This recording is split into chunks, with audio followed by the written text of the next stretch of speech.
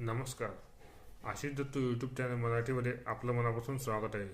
आज अशाच एका नवीन व्हिडिओला घेऊन मी तुमच्यासमोर आलेलो आहे. चॅनलला जर तुम्ही नवीन आला असाल तर चॅनल लाईक करा, सबस्क्राईब करा. व्हिडिओ आवडला तर स्पर्धा परीक्षा देणाऱ्या विद्यार्थ्यांपर्यंत शेअर करा.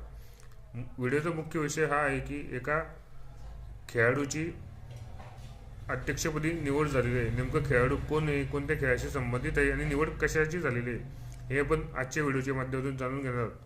त्यामुळे चॅनलला जर तुम्ही नवीन आला असाल तर चॅनल लाईक करा, सबस्क्राईब करा आणि बेल आयकॉनवरती क्लिक करा, जेणेकरून अशीच स्पर्धा परीक्षांसंदर्भात अत्यंत महत्त्वाची माहिती तुम्हाला आपल्या यूट्यूब चॅनलवरती लवकर पाहायला मिळेल. आणि व्हिडिओ स्किप न करता व्हिडिओ शेवटपर्यंत नक्कीच बघा.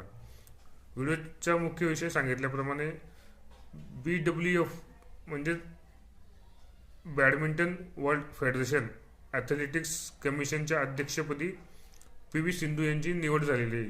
ही निवड 2026 ते 2029 पर्यंत जाणार आहे. नेमक्या PV सिंधू यांची निवड कशी झाली ते आपण आता जाणून घेऊयात. या पदासाठी PV सिंधू यांचा एकमेव अर्ज आलेला असल्यामुळे त्यांची बिनविरोध या पदासाठी निवड झालेली आहे. जबाबदारी काय असते या अध्यक्षांची, तर अध्यक्ष म्हणून ते जागतिक बॅडमिंटन खेळाडूंचे प्रतिनिधित्व करतील आणि त्या खेळाडूंच्या समस्या व सूचना जागतिक महासंघापर्यंत पोहोचवतील. हे अध्यक्षाचं काम असेल त्यांचं. त्यांची ही अध्यक्षपदी दुसरी वेळ आहे.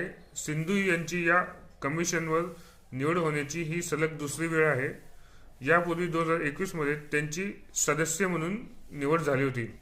अशा रीतीने BWF ॲथलेटिक्स कमिशन अध्यक्षपदी ऑलिम्पिकपटू बॅडमिंटन खेळाडू PV सिंधू यांची निवड झालेली आहे. ही निवड 2026 ते 2029 पर्यंत राहील.